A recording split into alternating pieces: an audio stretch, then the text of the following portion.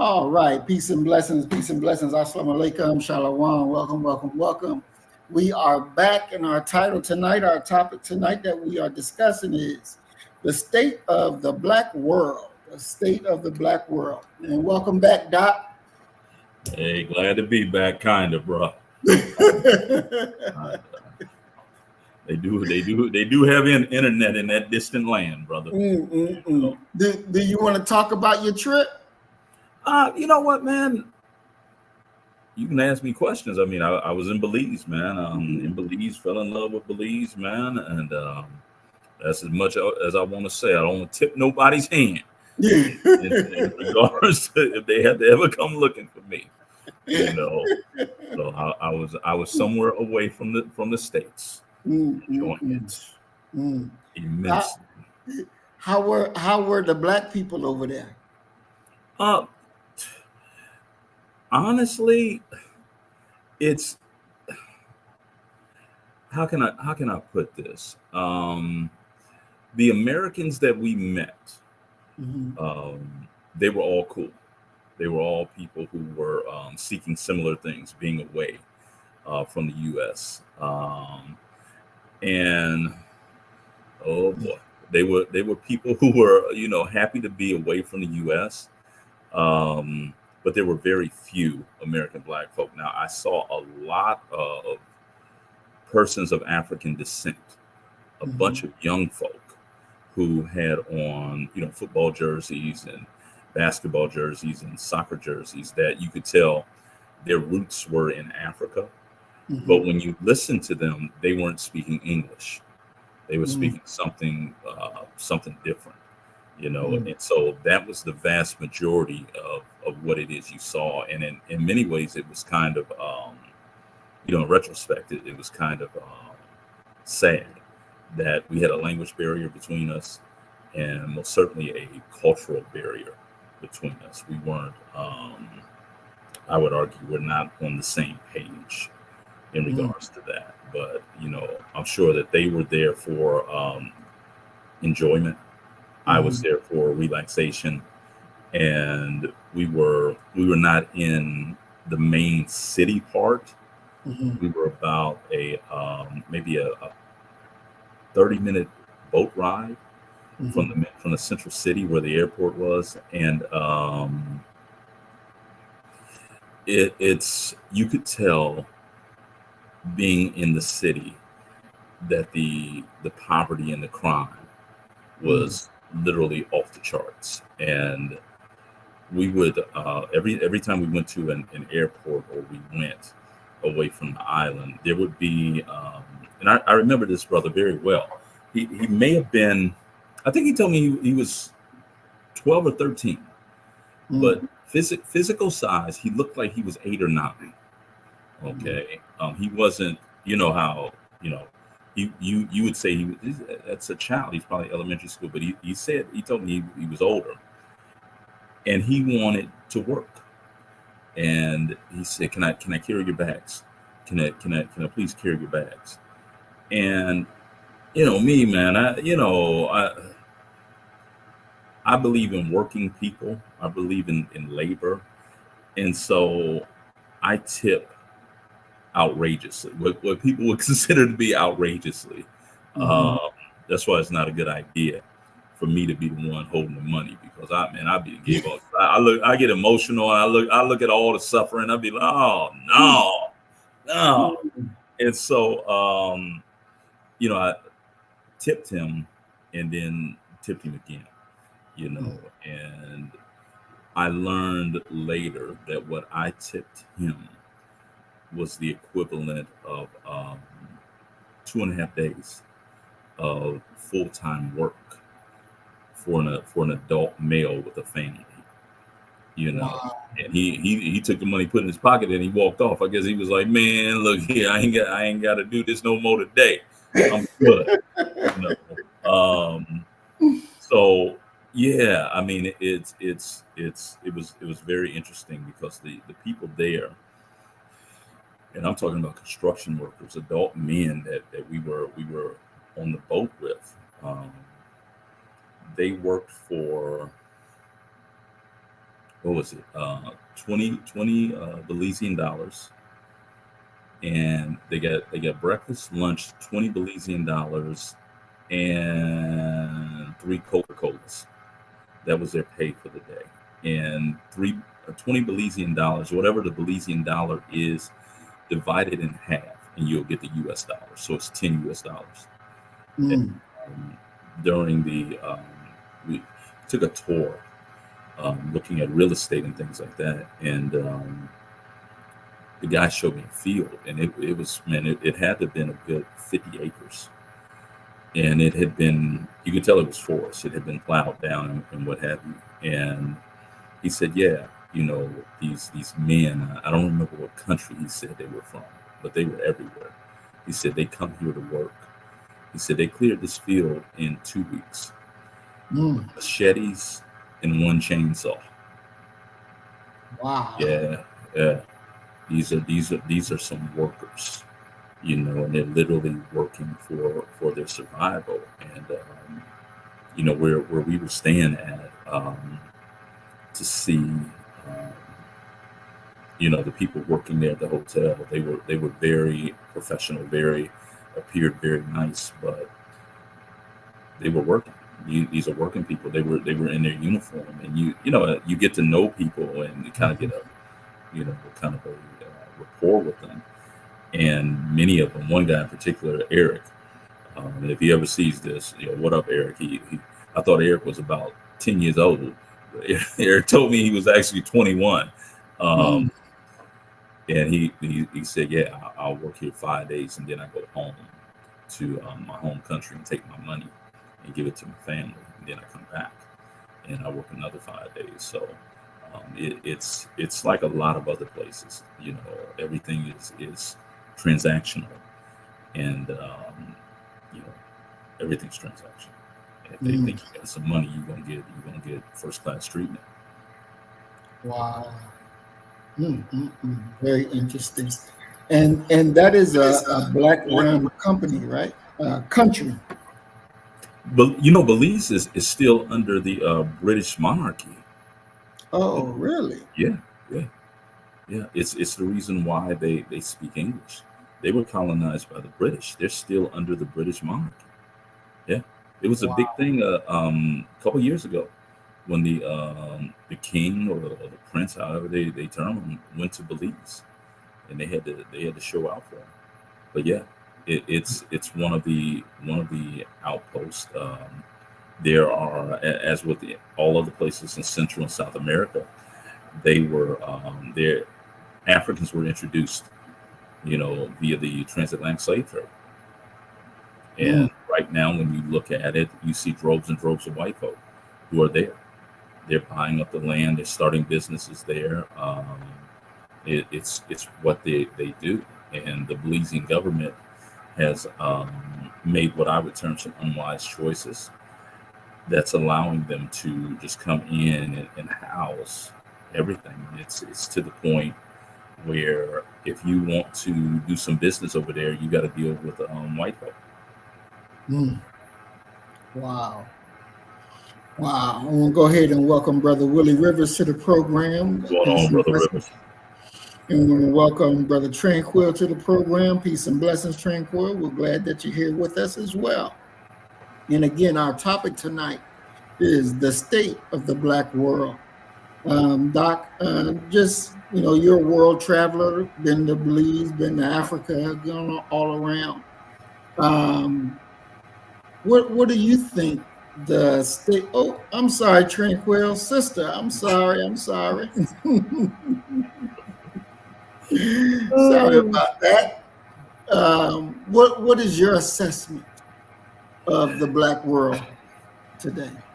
You know, to be honest with you, it depends upon what section of the Black world you're looking at and what outcomes you're looking for. You know, if you're looking for evaluating our status based upon a racial identity, a solidarity, sort of a Pan Africanist Garvey thing, we're not doing well, not at all. There's a percentage of us who have somewhere, either in this lifetime or maybe a lifetime before, come across getting some money. They're doing better materially, but the vast majority of us, I would argue, are struggling to survive in a world that is in a world that is in many ways controlled by white folk. You know, the land I just came back from, they don't offer home mortgages. Mm. So if you're going there, you got to come with cash in hand. And so when you begin to look at, like I mentioned that we looked at some real estate properties down there. When you look at the process of going through that, the real estate person that we found was a white guy who lived on the property. He's from Colorado. Ended up having some troubles with his eyes. They told him that he needed to leave such a high climate. He ends up in Belize, and it's like he was like, "Yeah, I'll be your realtor." And there was a part of me that was just like, "Damn." So for me to do business in what amounts to as a majority black company, I got to put my money in the hand of a white man who told me, and he showed me the lots. He said, "Yeah, me and one of my partners, we bought these 5 lots, and they're like the last 5 lots in the section where we want to be at." And he laughed. He said, "Yeah, I'll sell them to you for 350,000. You know, I'll sell you one of them." You know, and so Mm. you look at that process of having money, having startup capital, having somehow circulated your money, um, and he's perfectly positioned, and he made the statement. He said, "I told my people 5 years ago, get here and buy up this land because they're going to bring electricity to this island soon, and if you get in now, you'll make a fortune." So I don't see our people necessarily doing that, and I said that with a caveat that where I stayed was almost wholly developed as far as bringing electricity and what have you by the two richest black men in Belize. So once again, it's the it was the best of times, it was the worst of times, and I'm reminded of what Garvey said when he answered the question that you're asking. Garvey said, he said, "I don't care where I've been. I've been to Europe. I've been throughout the Caribbean, South America, continental U.S. The irony of Garvey is he never made it to Africa, being the back to Africa guy. But Garvey said that regardless of where I go, there are certain things that are constant.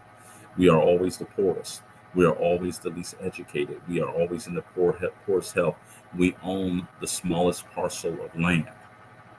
And he said, "I don't care if you're talking about capitalism, socialism, or communism. That is in every way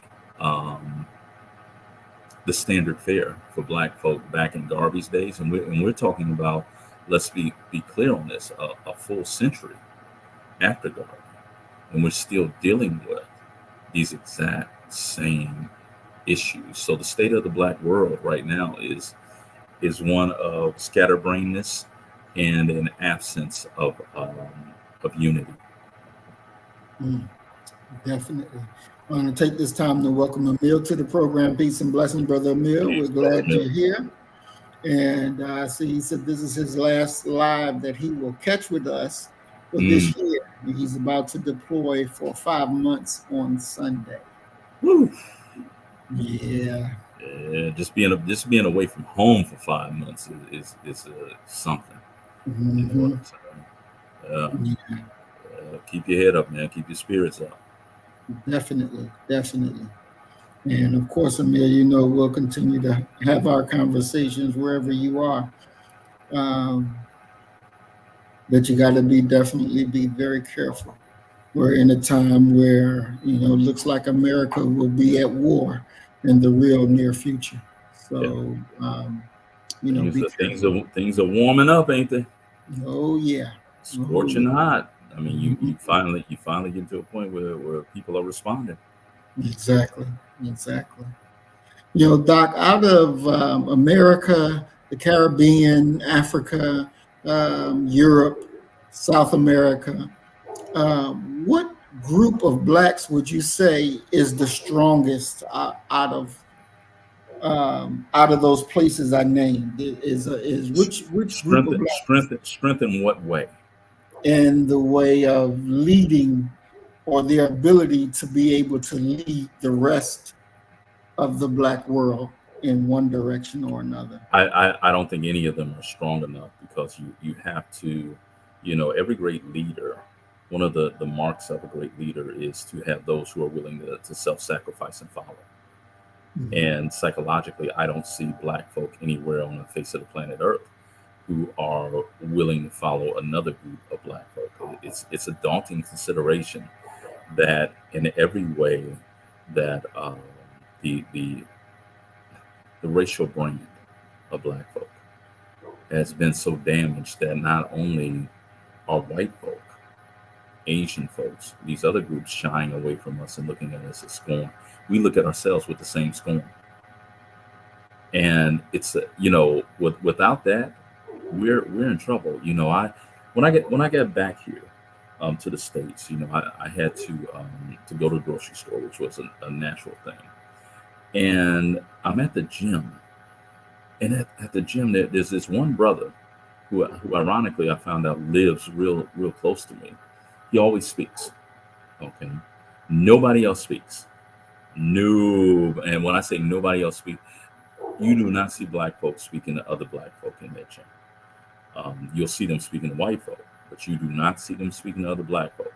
So it just hit me. I was like, man, I'm back in this mess. And so I leave there and I head to grocery store down here, HEB. And I'm walking across the parking lot, and here comes a brother who I saw just put his groceries in his trunk, and he's pushing the cart back to the cart corral that they have in parking lots. It didn't cross my mind to even speak to him Mm. because I had just left that gym situation. You know, I just left that gym situation, and nobody spoke. And so I'm like, okay, I'm back involved in the BS. And the brother got maybe within 12 feet of me. And he says, "What's happening?" And I just looked at him and I just smiled. I said, "Man, thank you. Thank you." He said, "Yeah, man, he said, it's best we speak to each other." I said, "You know what, man? I wish there was a way that we could further delineate those of us who speak versus those who don't." I said, because I always try and speak. And he laughed. You wasn't gonna speak to me. I said, "Man, because I just left from over here." And he said, "Yeah, that's what happens." And so I think that if we're being truthful about it, you can't make any group monolithic. You can't make you can't make the people within the same neighborhood monolithic, because so many things go into making us who we are, from the idea that the home we were raised in. Was it one parent? Was it two parent? Was it extended family? Did we have fictive kin? Did we, all those things play into it. And when you're talking about trying to get Africans who, many of them, the only thing they know about us is what they see on TV, what they've heard, Mhm. and then you got a black folk, and I don't just point my finger at the African. You got black folk. I mean, you remember the 70s and the 80s being a child, the you could there were two insults that basically said, yo, I bet you can't kick my ass. One of them was insulting somebody's mama, Mhm. and the other one was to call somebody an African booty scratcher. Okay, that's when you okay. Now I see where this is headed. So I think that when you have and it goes back to something that all of our leaders have said. I don't care if you're talking about Garvey, Most Honorable Elijah Muhammad, Malcolm, whoever, hell, Marva Collins. Mhm. We have to educate ourselves, and if you don't educate yourselves, don't be surprised if your children wind up espousing and viewing the world in the same daunting manner if they don't replicate it as their teachers. And to be black in this world and to have been taught within a colonial school system, and I don't care if you're talking about Ghanaians, I don't care if you're talking about Nigerians, because the Nigerians are famous. The one, and I don't miss an opportunity to hurl a diss at this good looking brother, Idris Elba. Okay. You listen to him, you think he British. Mhm. Okay. You if you were to listen to what many of our people, how we speak, you would swear that we were white. And it's going to be very difficult for you to take an African that has been raised up under a British educational system and take a black man who has been thrown into the diaspora blacks, been educated by God knows who, and get them to see the world through the same lens. Kwame Nkrumah, being in continental Africa, Nkrumah tried to get the generation of the United States of Africa. He said Africa cannot stand against European exploitation of it on its own. What we need to do is join forces as they join forces as countries. And Mhm. many African leaders saw the sensibility behind what Nkrumah was saying. But they followed that up with, the problem is, though, that Nkrumah wants to be the president of the United States of Africa. So even recognizing the utility and worth of what Nkrumah was bringing, they followed it up with, we don't trust that nigga though. Wow. And that's how do you conquer that? And how do you conquer the essential cultural gulf that exists between just black folk and Africans? You have some that are willing to jump over that cavernous gap, and then you have some that don't care to, and that's the beginning and the end. So when you're talking about who is able to lead, Garvey said it was American black folk. Okay. But I don't think that anyone's going to follow American black folk. They admired Obama, but following him, that's a whole different level of getting on the same accord, and really many times having to subdue your immediate pressing best interests for the long-term overall good of all. And black folk, by and large, black folk in the same family are known to not do that. And we're talking about blood kin. Mhm. So to get complete strangers, you're asking for a lot, brother. Mm. Now, even though, Doc, with that being said, because it seems Mm. like not just Africa, but the world follows what blacks in America do. Culturally, Um, yeah, culturally. and you don't think, because back in the day when the Black Panthers were out doing their thing, there was a Black Panther group over in the UK Yeah, I doing mean, the culturally, same fetish wise, yeah, without a doubt. You know, there's, I mean, look at the Panthers, even here in this nation. Um, Eventually, they turned in on each other. We had fighting within the organization. You had some of those who agreed with Huey P. Newton's long range term, and then you had those who believed in the war hawk, Eldridge Cleaver, taking it to the streets immediately. And so you're extrapolating that to another nation. What's the historical context that those people are dealing with? You know, Marxists talk about this term called dialectical materialism, the idea of looking out into your community and diagnosing what it is that needs to be done to uplift the masses of people. Well, that's going to be a different answer from New Orleans to the Bay.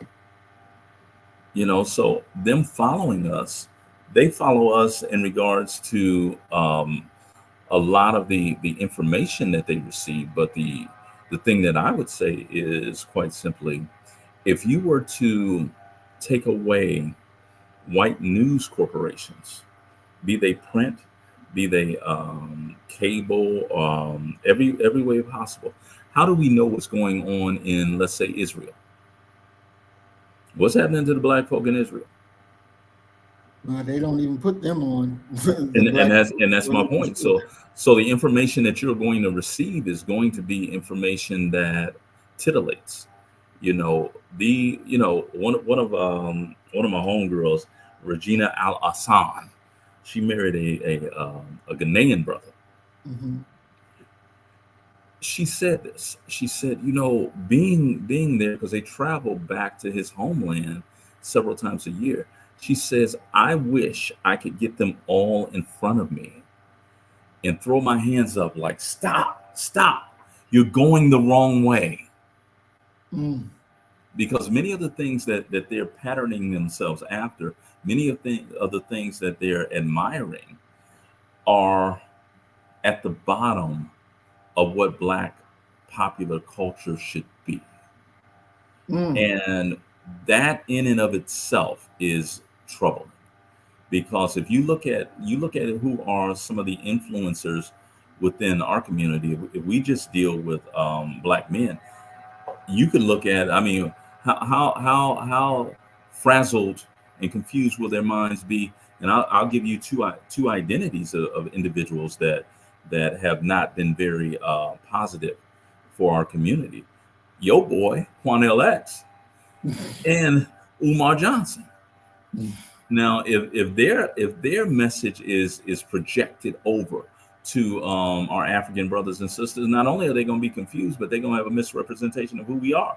Switch it to the female side, okay? Oh, let's send Sexy Red and Suki Hana's image over there too, and they look at that as an apt representation of what black womanhood would be. Just like Umar and Quanell may be looked at as what a race man and race leaders are. They're not, well read. They're not representative of who we are as a people. Hell, they're not even really interested in the liberation and salvation of the black nation. Mm-hmm. But that will be the message that you receive. And I guarantee you that many of the African statesmen that we see, if we watch BBC, Mm-hmm. are not the best that they have to offer either. So if you're not controlling, and I've said this previously, if you're not controlling your means of communication, it's the thing that has made, and I know you love this brother, okay, and I'm not saying nothing negative about him, all right, and I don't want my cousin Kareem to call me screaming and hollering through the telephone either. But Minister Farrakhan, let's be honest, Mr. Farrakhan is a non-factor Yeah. without the final call. Oh, without the final call. Without Yeah. the final call. Yeah. Without his own way of communicating with his people. Mm-hmm. I mean, because okay, let's talk about one of Mr. Farrakhan's contemporaries. Okay, Jesse Jackson. When's the last time we heard anything from Jesse? Jesse getting pushed around in the wheelchair. When's the last time we heard anything from Jesse? You get what I'm saying? Mm-hmm. I'll give you another one, Jesse Jackson Jr. When's the last time? Is that brother been freed from prison yet? That's a good question. Last time I knew, him and his wife was going to jail one at a time. There you go. So without the ability to dispense your story and your slant on your story, you're kind of at the whims of those who are oppressing you. And that's a hell of a position to be in when you're talking about developing some form of solidarity. We're at a point now where our way, the way that and I try to not be nostalgic and enter into generational warfare, but our way of having staunch, unyielding respect for elders is gone. Now you have children who are trying to reprimand adults, who are totally missing any elements of wisdom that could be used. You know, one of my favorite rap lines comes from X Clan's Grand Verbalizer Funkin' Lesson, Brother J. You know, Brother J said, "Ignorance is not a trend." And when you talk to someone about, let's say, a family Thanksgiving meal, let's say how Grandma made the dressing, let her reach the grave without teaching y'all. That's lost forever. It's lost forever. And many of our best lessons are being lost forever because people are not listening to our elders. You know, they feel as if, well, you know, I'm in college now, and I got something to say, and you know, and this and that. I had a student this week ask me during the introductions. She said her favorite book was Richard Wright's Native Son. Have you ever read it? I said, what? Have you ever read Native Son? I said, are you kidding me? I said, let me ask you a question. I said, yes, I've read it. Let me ask you a question. Why did Richard Wright use the name Dalton for the white family? Well, I just thought it was a name that he picked. Exactly. You don't know as much as I do. You know, but and that's a part of the problem, that we're not willing to yield to each other collectively or even individually as people. You don't know everything. You know, and when you come across somebody who would rather bullshit their way through an answer versus saying, yo, I don't know about that. You know, you're more heavy into African history, and you know, when you ask me something, I'll be like, oh shit, I don't even know who that is. I can't talk to you. No. And I can say, well, yeah, you know, the African, he's such as no. It's fine if you don't know. You know. So yeah, those are the issues, and those are the problems that we're dealing with, man, when you're talking about worldwide. And are you familiar with the sentinel disease? No. Okay. No, I saw Brother Emil put that up there. Right. Yeah, I'm not familiar with them either, so I can't go into that. But I want to actually, we're going to show the video where this girl, I'm not sure where she's from, but she was talking about blacks in the United States military. And she was calling us colonizers, that we are the new colonizers now. So I'm going to go ahead and share screen so we can look at this and come back and discuss it.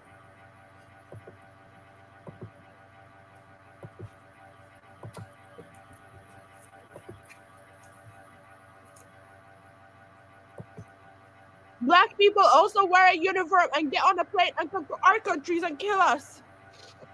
You vote the same fucking melanated fucking people into government that sign papers to kill us. I don't want to hear it anymore. I don't want to hear it. You are our colonizers. I do not want to fucking hear it. I don't want to hear it. I'm done. Black people also wear a uniform and get on a plane and come to our countries and kill us. You vote the same fucking melanated fucking people into government that sign papers to kill us. I don't want to hear it anymore. I don't want to hear it. You are our colonizers. I do not want to fucking hear it. I don't want to hear it. I'm done. All right, so that's the young lady, and I don't know from where she's actually from, but that was her pitch. Now, I did respond on Twitter, and I said to her, well, I understand your statement, but you're incorrect. The soldier is not the colonizer.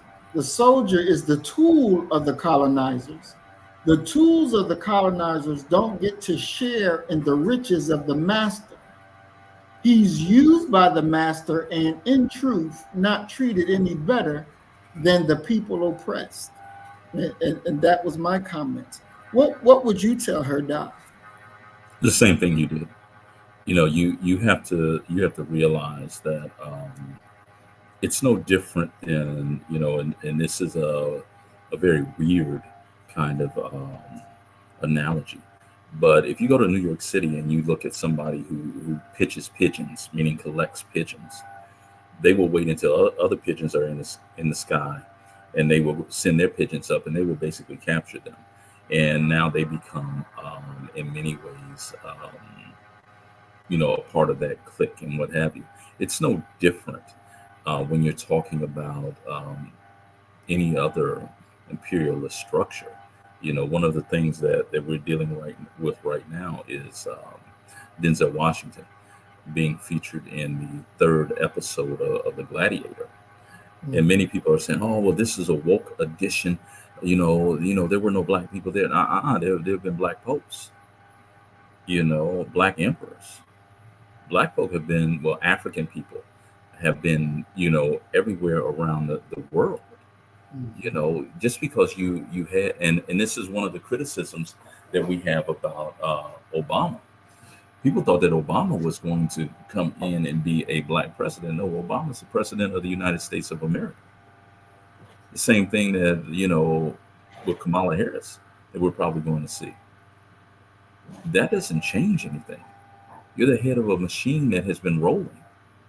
And so in many ways, when you're looking at black soldiers, you're looking at individuals, and let's be very fair and clear on this, that there are a few paths to military service. One of those paths to military service is you being a legacy. And some people say, well, yeah, my family, this is what we do. It's kind of a family business. But then the other path is you're finishing up high school and you don't have any money to go to college. And you don't want to stay in the hood. You don't want to stay because you know where that's probably going to lead you. So you make what is your best decision, your best choice, and it is to join the U.S. military. So you join the U.S. military because you come from a poor, broke people, politically and economically. You're trying to uplift yourself. And as Jane Elliott, master educator Jane Elliott, would always said, if you want to succeed in America, act white.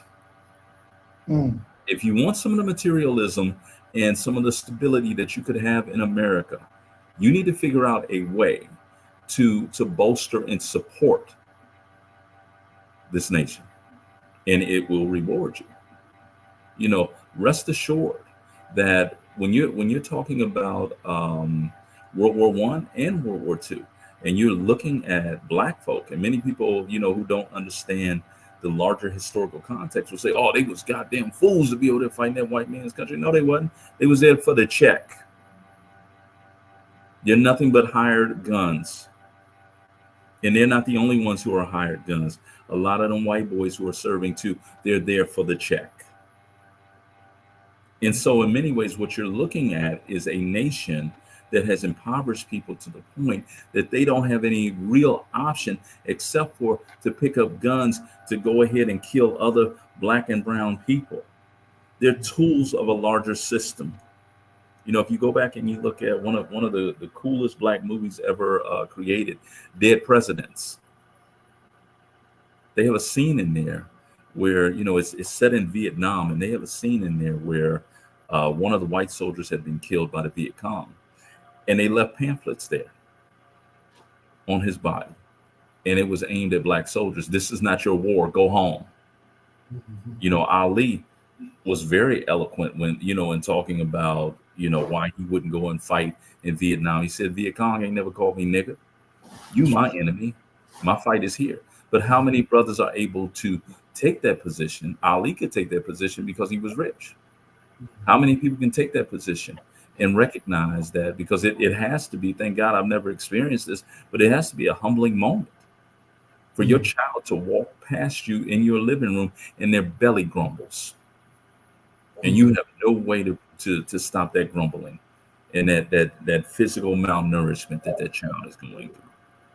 So it takes us back to that old Negro saying, a big bank take little bank. We're tools of a system. We're not the system. And I don't care if you're talking about being a soldier. I don't care if you're talking about working at a university or if you're talking about working in a factory. Black folk have been, and this is the best that they can ever hope to be. We are the grease that allows the machine to operate. Never the machine, we're the grease. And as with your car engine at the 3,000 miles after you've driven that and that grease has lost that viscosity, you need to pull it out and replace it with more grease. That's the role of black folk in the U.S. military. That's the role of, and I extend it past black folk. I extend it to poor white folk. That's your role. That's your role. Hope you don't get hurt so that you don't need any aid when you come back here from that deplorable VA system. Exactly. Doc, I'm sitting here listening, and what rolled through my mind when you mentioned Kamala Harris running for president. There's no way. I mean, I've never been sort of say worried about America or worried about the condition of the country, or I've never been worried about that. I've always been worried about our people. And looking at this landscape of how she was actually selected to run for president, she wasn't voted in. She didn't go through no primary. She was selected and placed there. And to me, that's a problem. And then, just looking at it and how Trump is doing his thing, Trump being Trump, and yet they're still trying to get more charges on him, even after the Supreme Court say that he got immunity, and they're still, ramping up charges on him. And after his shooting, it's like it's nonstop. So I'm kind of like nervous that if her selection actually gets her placed into the White House, what the hell is going to be let loose? Not from the Trumpsters, but from those people who want her in that place so that their agenda will be able to roll on through. I really worry what is coming. Yeah, but the question is quite simply, what's coming if she doesn't get put in? And I think if they don't get her, if she doesn't get in there and he gets reelected, I believe they probably gonna put a bullet through his heart this time, and then Vance will get in and be a good boy and do what's supposed to be done. I don't think Vance has that kind of that gall to do like Trump say, and I ain't gonna do it. Fuck you, They keep on about his business. Vance ain't that kind of. He ain't made like that. Yeah, but see, my thing is that Mr. Farrakhan said this. He said being black and voting for the president is like choosing between Satan, Lucifer, and the devil. You're going to hell with all three. The choices are now and have always been unsatisfactory, and that's what it comes down to. That's what this nation. That's the process, and that's what ends up happening. The scariest thing for me, and I really don't care, and so using the word scary is kind of a misspeak, is quite simply the idea that not only are Americans very divided now, but white folk are anxious because they see what they've taken and been taught for generations as their birthright place being squandered away. And one of the biggest differences when you look at American history and you look at the difference between how white folk address grievances and how black folk address grievances, and this goes all the way down to personal relations, having disagreement even at the job. Black folk will come home and we will complain behind closed doors. Oh, I hate that cracker ass cracker. They say one more thing to me, I'm going such and such. And there's I want to say the movie was Us. It was definitely one of those Jordan Peele weird, sci-fi, thriller movies where you had this character who dogged this brother, and he said, your black ass ain't gonna do shit. That white man gonna do whatever he want to your black ass. You ain't gonna do shit. That's the I know more black men, by a great majority who are like that. Okay, who come home and complain. They call me, oh man, you got one more time. Yeah, he got one more time today. Okay, well, tomorrow the count starts over. Okay, white folk don't act that way. Yeah. And when they have a grievance, they act upon it. I mean, look at the birth of this nation. The grievance was a fight against British tyranny. Now look at the grievance that lasted even longer about the slave trade, and the extraction of labor and therefore wealth from black folk. Yeah, we fought sporadically, but there were pockets of this nation where quite simply you sit up here and we're the numerical majority and y'all still didn't house things. Let them be the numerical majority. They ain't got to be the numerical majority. They'll call the police on you right now to have their grievance expressed and have you removed because you don't belong here. And who decided that? I decided that. Paul Mooney said it best. He said, whenever you're somewhere, he said, if I'm on the road and I got a show and I'm in a hotel, and he said, I'm walking down the hallway. He said, white folk will stop me and say, may we help you? And he said, that's their way of saying, nigga, you don't belong here. I've been on university campuses, working, a night job or what have you, and been walking to my classroom, have my key card to get in the room, and I've had students stop me and say, "Can I help you?" And that speaks volumes upon them. They see something, and they address it immediately. They don't shy away from it, and that's the danger. You've seen them shoot up schools. You've seen them shoot up jobs. One of the most, because my love for black women always tries to warn them about Chad. Mr. Cartwright will kill everybody. You go up in there and talk to him like you talk to Rufus, and see if they're gonna be too many tomorrows. Okay, when you get to your final resting place, you look there and your dog standing there next to you with his tail wagging. Because he done killed everybody. They're not a people who are going to suffer without lashing out and fighting back. And that to me means quite simply that there are people who still believe in their own agency and still believe that they got something to say, and they damn sure gonna make sure you hear it. That's the scary part for me. Definitely. We are going to look at a few different more videos and analyze the parts where Black people have to make different changes, different abilities to stand up. And Emil did tell us that those people that he was talking about are those who are isolated. He says they are the isolated tribe in the Indian Ocean that killed a Christian missionary for intruding in their island. So that's who he was talking about. That's who he should have told the Lord that he was going. The Lord would have put on the full armor of God on him. You can't go over these strange lands and not let the Lord know you going. You can't go over there with no raggedy Iron Man suit. You got to have the full armor of God over there and let them know you're going the wrong way, you heathens. Exactly. Doc, is it a waste of time for Black people to sit and say, let me think about how the world would be if there were no racism? Is that a waste of your time to imagine? It's not a waste of your time if you're writing fiction. Now,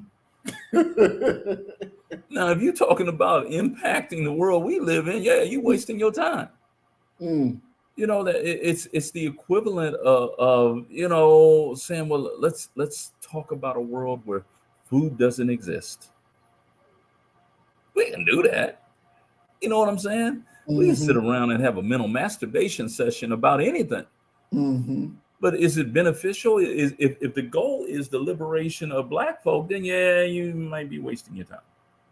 Mm-hmm. Now, if your goal is to get to the white crossover dollar, hey, they'll buy that shit.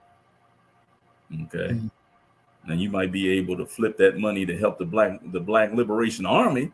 You know, it's a roundabout way of getting the resources that we may need. But yeah, by and large, yeah, you're dreaming, man. You're in a fantasy world.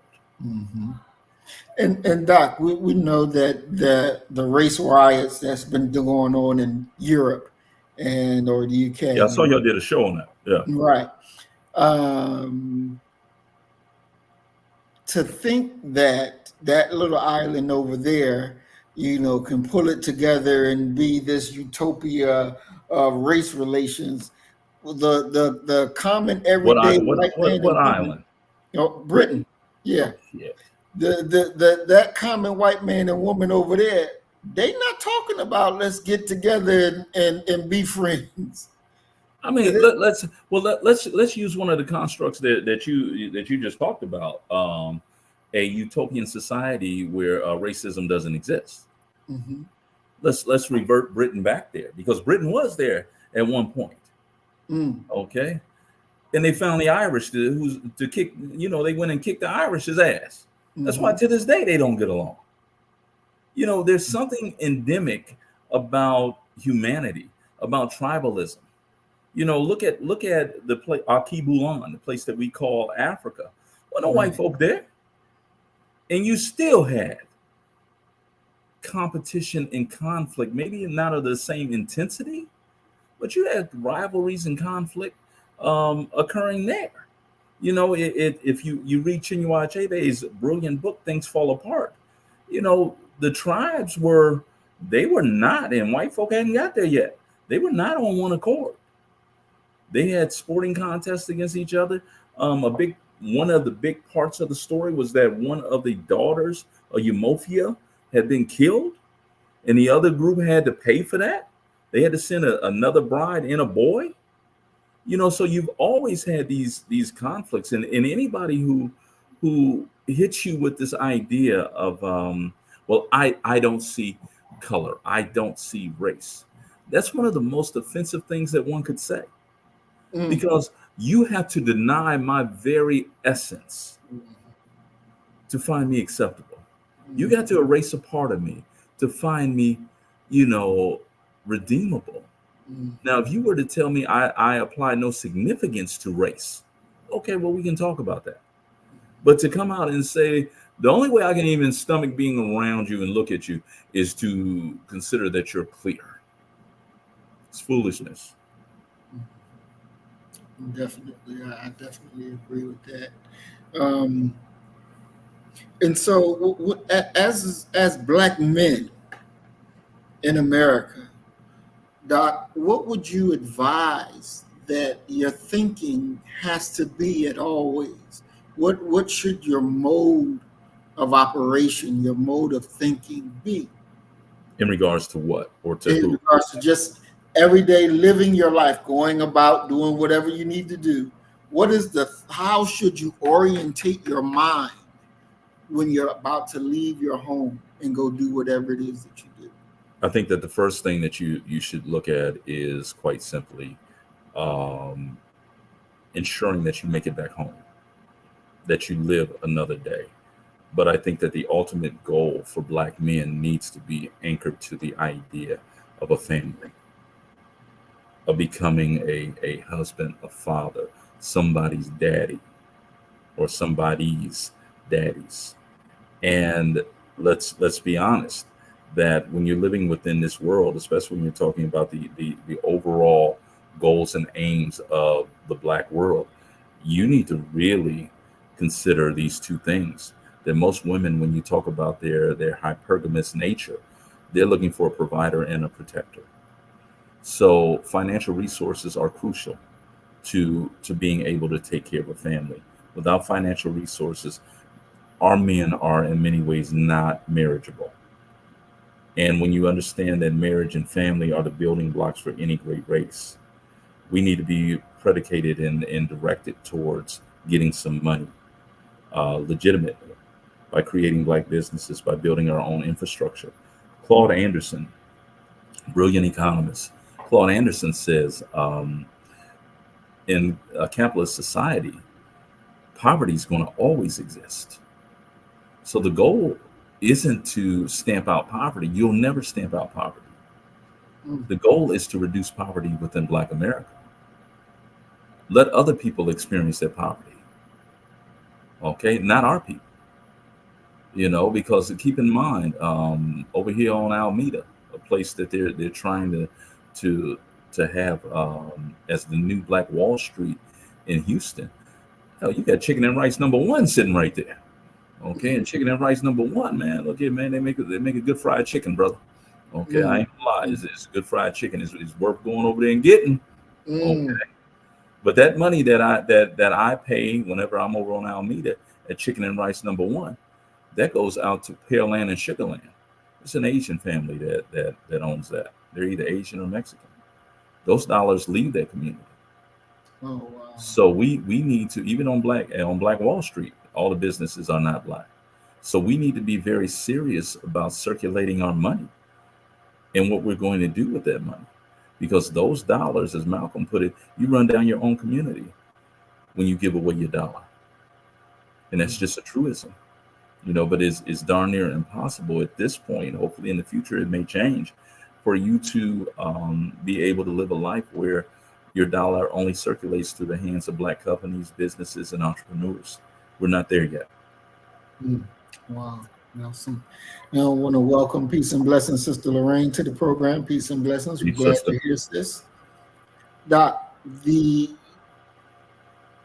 I know you can't really, answer this because you're not a white man, but what do you think the white man's mindset is when it comes to Black men?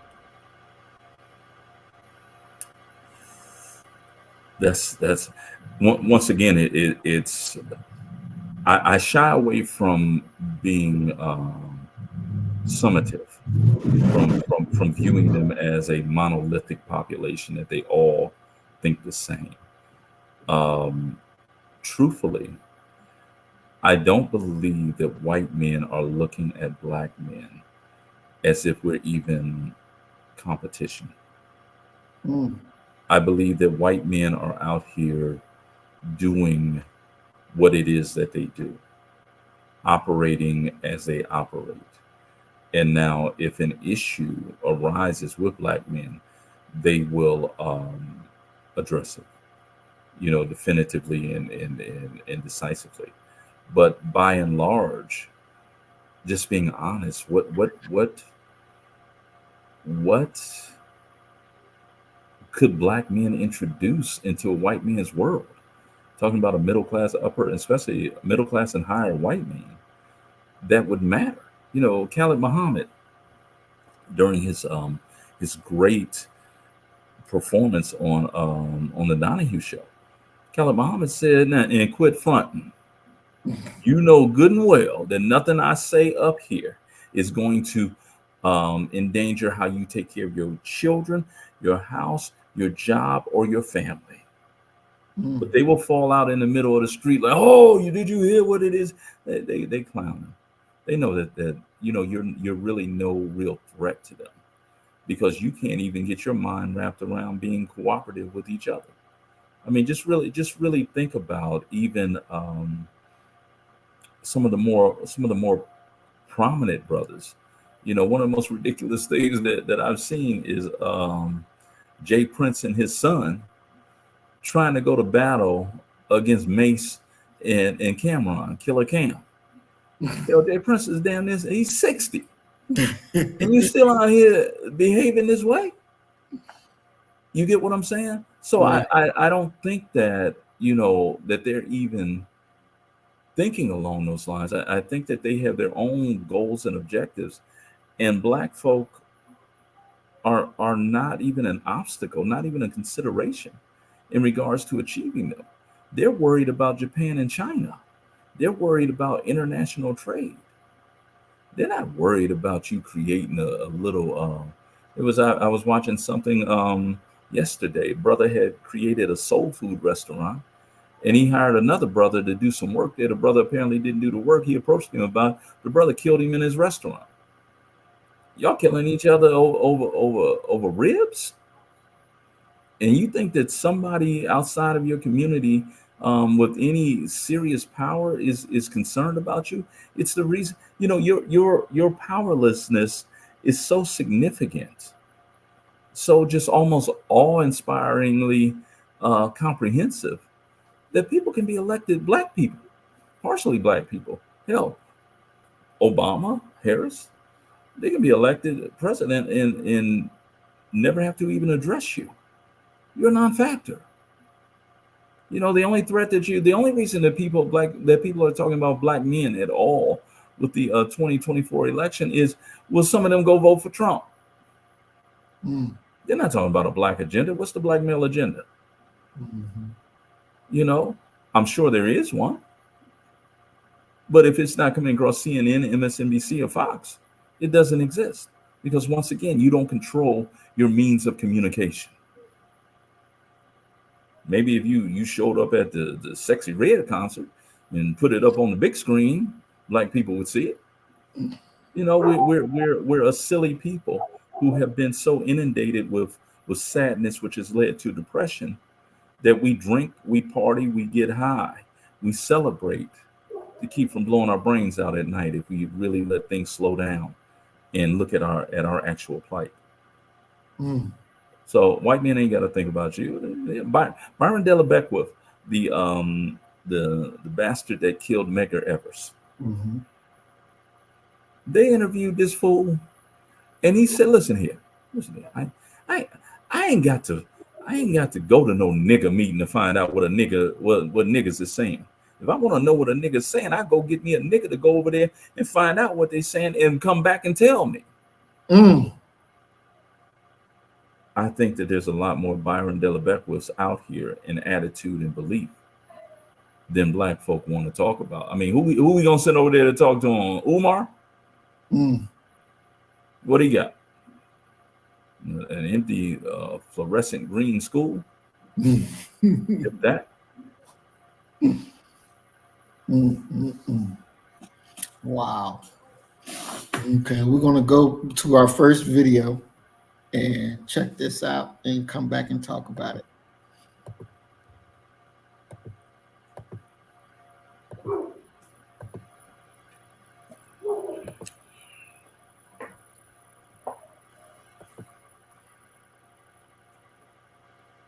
Miles' home, but addressed to an individual who did not live there, and according to Mr. Miles, was not surface, and is brought to us by ABC News 4's this channel. Be sure to check out the description below and give them the credit that they deserve. On August 20th, 2020, Corporal Robert Barano of the Somerville Police Department initiated a traffic stop on 42-year-old grandfather Timmy Miles after he drove away from his Somerville, South Carolina residence. Prior to the stop, Charleston police officers had intercepted a FedEx package containing marijuana that was sent to Mr. Miles' home, but addressed to an individual who did not live there, and according to Mr. Miles, was not known to him or his family. As part of a narcotics surveillance operation, officers from the Somerville PD delivered the package to Mr. Miles' front porch, and at least 2 officers watched the package from a wooded area behind Mr. Miles' home. At one point, the officers lost sight of the package, and when Mr. Miles drove away, Corporal Barano pulled him over on the mistaken belief that he had picked up the package and put it in his vehicle. Corporal Barano approached the vehicle, and the encounter that followed was captured on body camera. You just gave, I know what you picked up. I know what you picked up over there, okay? What I picked up? Yeah. Come on. Get out of the car. No, I ain't getting out the car till y'all tell me what's going on. We're about to tell you what's going on. Come on out. No, bro. What's going on? Let me record this. Okay. Y'all got y'all. What y'all got y'all? Yeah, we're recording right now, so come on What's out. going on? We got the camera on. Yeah, come on out. I'll tell you, all right? Come on out. Oh no! Don't grab me! Don't grab me! Well, we're telling you, giving you lawful order. If you don't get out, you're about to get ripped out of the car. Well, go ahead. So don't. I got a back problem. Don't rip me out. I'm not trying to do that. So come on out. Come on out. we'll explain it We're to gonna you. tell you, dude. Come on, step out of the car. Let me go. No, I'm not letting you go. Bro, let me This is go, your last chance, man. No. 'Cause Get the f out. Hands behind your back. Why you punching me in my face? I don't know what's going on. Yeah, hold him up in the front. You got your camera. Punch me in my face. We got a camera, bro. Somebody punched me in my face. Hey, bro. Oh, Johnny, what's going on? right. What's going on? When Mr. Miles refuses to exit the vehicle without an explanation as to why he was stopped, Corporal Barano grabs him around the neck, pulls him from his vehicle, and strikes him several times in the face. We will explore Corporal Barano's use of force later in this episode, but first, it is necessary to discuss the legality of Mr. Miles' conduct in refusing to exit the vehicle. As we have mentioned previously here on ATA, courts have generally concluded that officers are not constitutionally required to inform citizens about the reasons they have been detained. And although Section 17-13-50 of the South Carolina Code makes it illegal under state law for an officer to, quote, refuse to answer a question relative to the reason for the arrest posed by a person who has been arrested, this statute does not apply to Terry stops.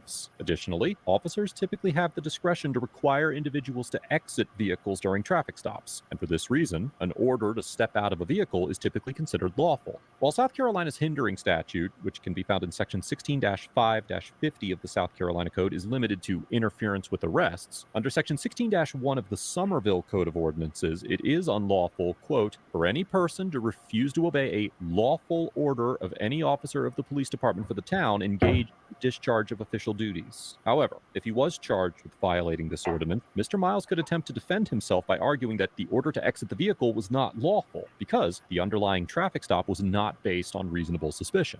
Although it is difficult to determine whether Corporal Barano had the reasonable suspicion necessary to detain Mr. Miles without knowing the specific details of what the surveillance officer saw and what they communicated to Corporal Barano, given the fact that the package was still on Mr. Miles' front porch, he would have a legitimate argument that the traffic stop was not supported by reasonable suspicion, and that he accordingly could not be convicted of disobeying a lawful order for refusing to exit the vehicle. Yeah,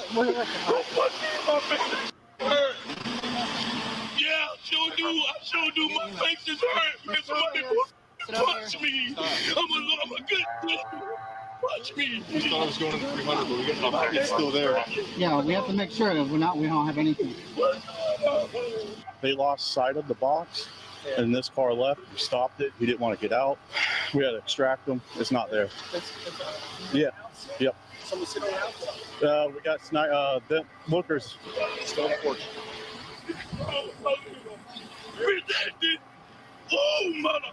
Man, y'all get me It's on the porch still. After Mr. Miles was physically removed from the vehicle, the officers realized that the package was not inside it, and later determined that the package was still on the porch. Despite this, they continue to detain Mr. Miles and keep him in handcuffs. There you go.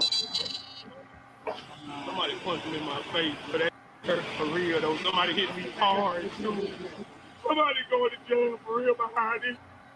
Anybody get it? You want to search it? What? This car? Yeah. Continue research. I mean, we'll get a dog, because right now he's going to say no. He didn't pick up the package. So let's get a dog, make sure there's probable cause. We search the car. I already pumped the trunk for safety. Come on, man. I want everybody car. Everybody car. You brave cat. Without, you real brave to be punching on and choking people. Man, you wrong. You had no business choking and pulling on me like that. I would have complied only if you'd have let me know what the was going on. I come out my yard, everybody swarming me and punching me and throwing me on the ground. That's ruthless. That's thuggish. But y'all call us mother. Mr. Miles confronts Corporal Barano about his... Okay. So, just go ahead and wrap it up. The cop that did punch the brother wound up getting locked up himself for police brutality. But nobody out there thought that was a crime except the black man.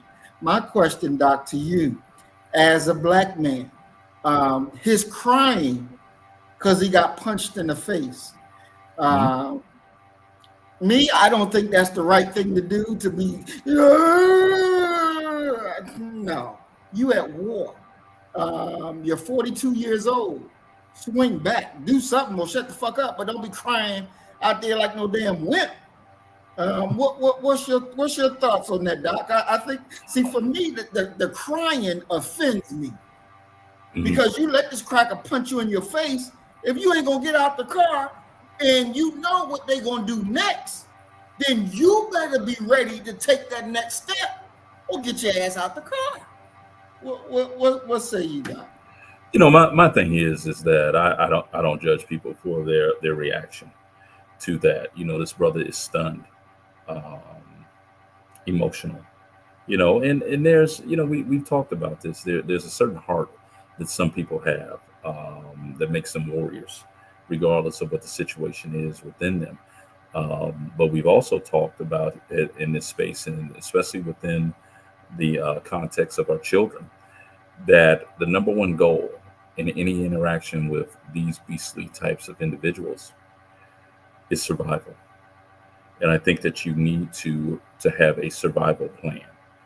One of the things that I also recognize is an attack upon the officer, a physical attack, with the mindset of each of these individuals, because we have to group them all together, because none of them interceded at all on this civilians side. They would have been very eager to at least tase him, if not shoot him and fill his body with bullets. Take a look at, and this goes back to what we talked about earlier with the idea of a racial brand. Look at the rims on this brother's car. Look at the vehicle he's driving. And they've already set themselves up psychologically that this is a drug deal. Yeah, we own your black ass. Yeah, look at his ride. I ain't never been able to afford no ride like that. Now we know how he got that ride. This is one of those Luther Vandross moments for me. Give me the reason. You know, we would have very well probably seen his brother dead if he had just reached for something. They would have opened up fire on him. Okay. And so I get his emotionalism. And I also get the long game, which is quite simply the fact that the way he did behave, as far as talking about them hitting him in the face, him breaking down crying. Oh, that's going to be worth tens of thousands of dollars ultimately in the end as well. Versus them having footage of him fighting with them. And they're able to say, well, you know, it was, you know, he was resisting arrest. He was, man, they'll charge you with everything since Lincoln. Okay.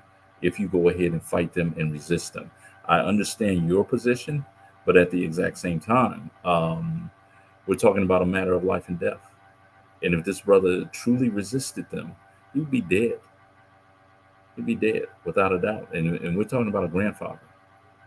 You know, there have been these studies where people have looked at black children, and they have made black children who are the age of 12 or 13 look like they're about 7. They say, no, he's got to be 17, 18 years old. I believe that's happening with with grandparents now as well.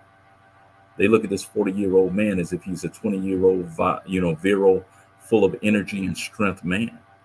This is a grandfather. Okay, same thing with Chris Rock. How many people looked at Chris Rock as a grandfather when he got hit by Will Smith? You know, it doesn't enter into the equation when we're talking about that. So how he reacted is for me a non-issue. The bigger issue is that the brother was able to survive. And, you know, I hope he upgrades his car and drives it past the police station as well. Okay. What about the optics, Doc? Because you when you have younger black or even black men, black boys, black men, now it does more than one thing, right? It sends terror into those who already are free, right? It sends even more terror into them.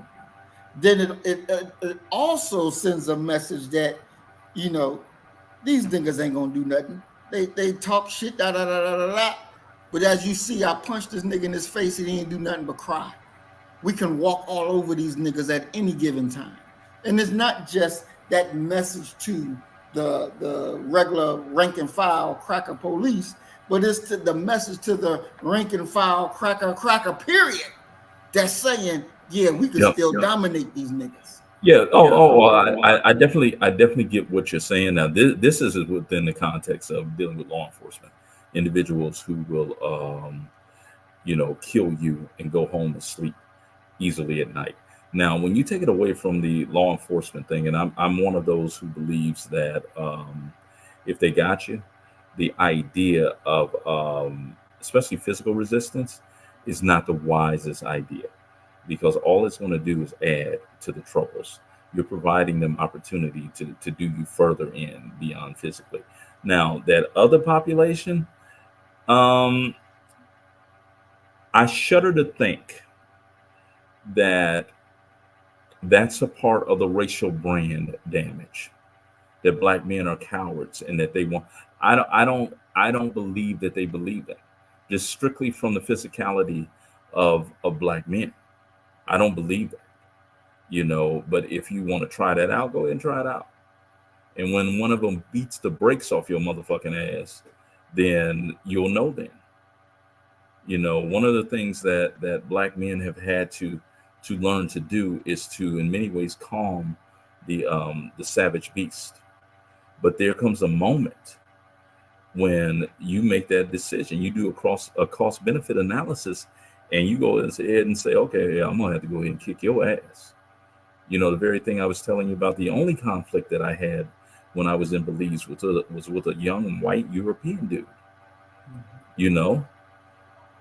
and I had to address his ass, to a point where other people were like, hey man, I think you need to leave his ass alone. Okay. Because there ain't nobody up in here that's going to be able to get him off of you once he jump on you. So there's that moment. So I don't think that this type of thing would be extrapolated and believed by people that, because let's be honest, 1-on-1, or if the numbers are not 10-to-1, you can see the fear in their eyes. You're dealing with a wholly different white person when they are in the numerical majority than if they are, if they're not. And that's what it comes down to. So no, I don't see that as that. What I see here is a brother who got emotional, but a brother who probably should have just went ahead and got out the car. You ain't done nothing. Okay. And there's nothing positive that's going to come from, and if you watch these cop cam videos, you see a lot of arguing occurring from black folk towards police officers. And I've yet to see one where black folks arguing and cutting a fool has not resulted in them going to jail, if not prison. So we know if we're driving dirty, we know if we got warrants, we know X, Y, and Z. It's one of the reasons why, I'm just a stickler for do whatever you need to do to be able to not get entrapped in this system, because once they entrap you in this system, even the fact that you were arrested, not convicted or of any crime, the fact that you have been previously arrested, if you don't get that expunged off of your record, it shows up when they pull up behind you. So it's a convoluted, complex problem. And I want to go back to the mindset question that I had asked you earlier. By being in America, and really, I would say by being on this planet, mm-hmm. If you're a black man, especially a black man, your mindset should always be in you have a military mind, because you are at war with a people who get their whole enjoyment off of killing you.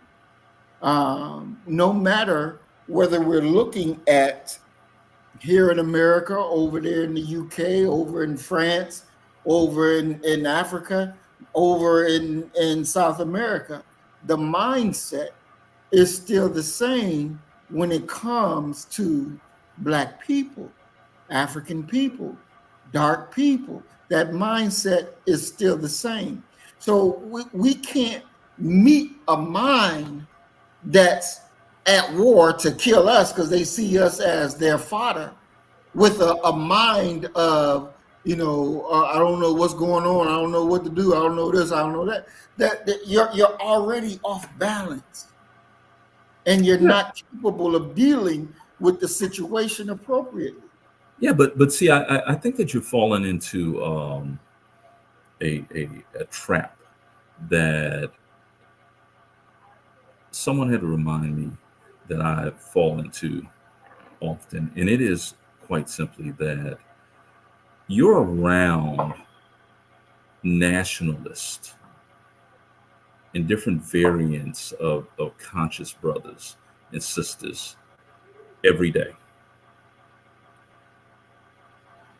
If you don't reset yourself and look at society through a different lens, you will convince yourself that what you know and what you feel is normal and standard.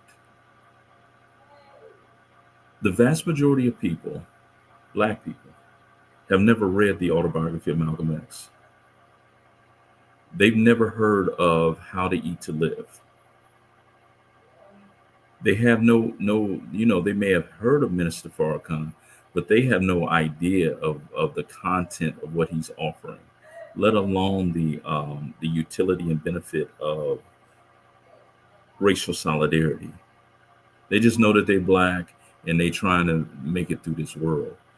The mindset that you're talking about, from my perspective, is the correct mindset, and I believe that you have to fight them at every turn.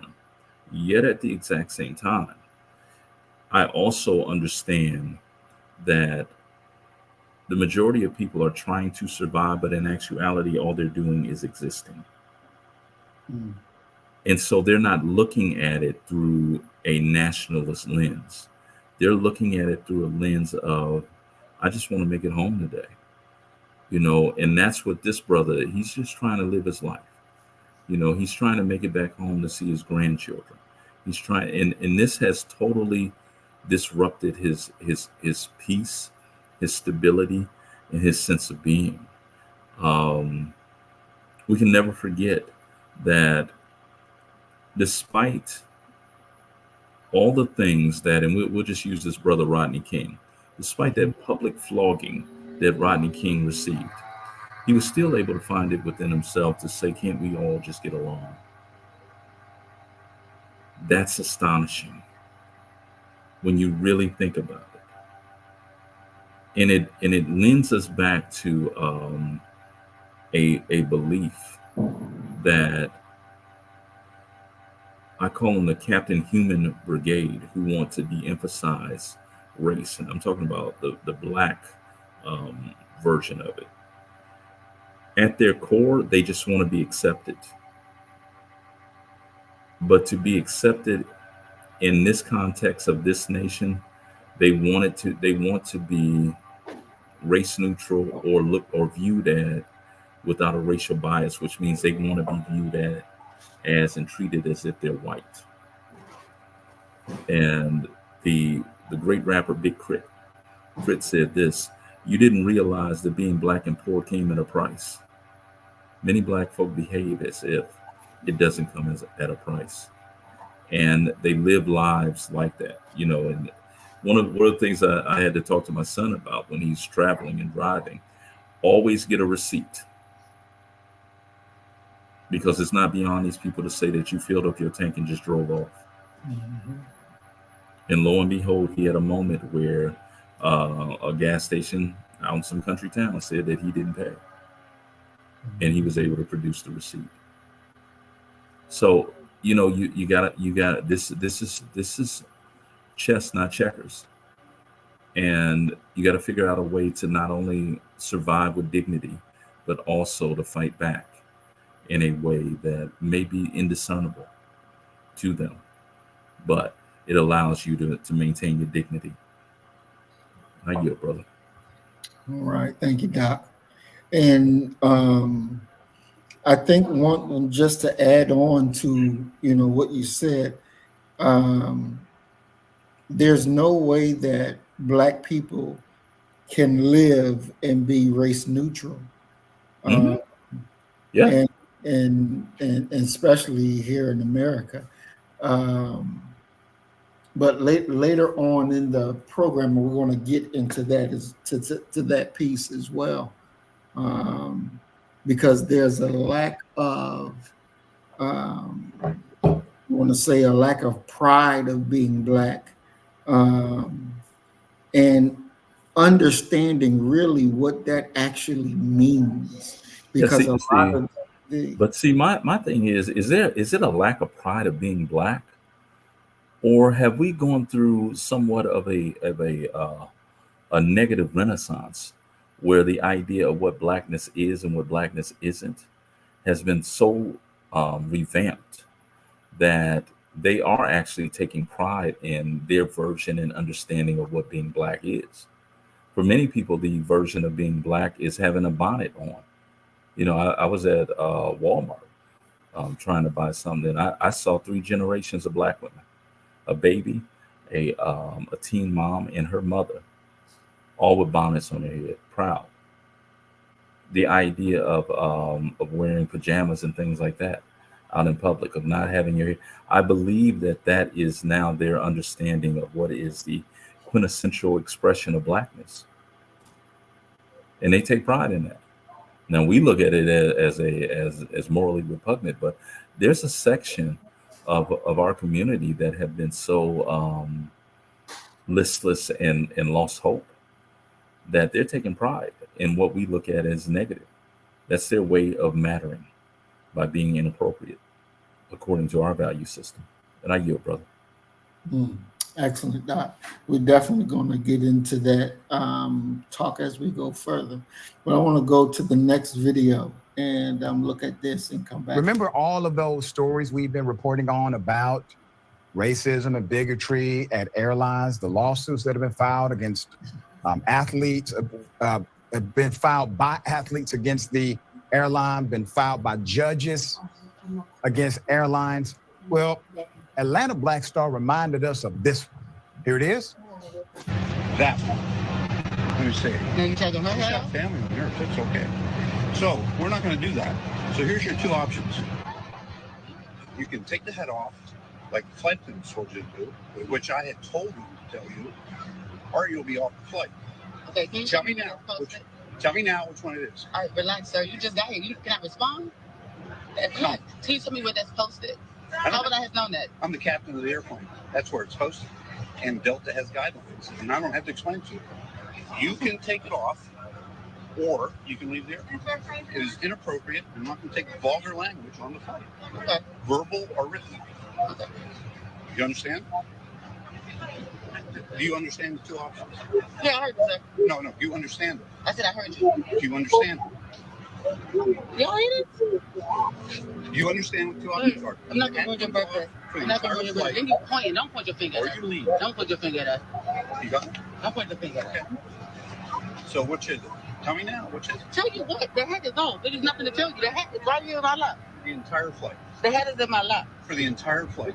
It will not be worn the entire flight. It's in my lap. I actually have more video. Now you clearly see the hat has been removed. The hat was already removed when the encounter started. He says, "Do you understand me?" She says, "I hear you." But he wants her to specifically say the words that he's mandating.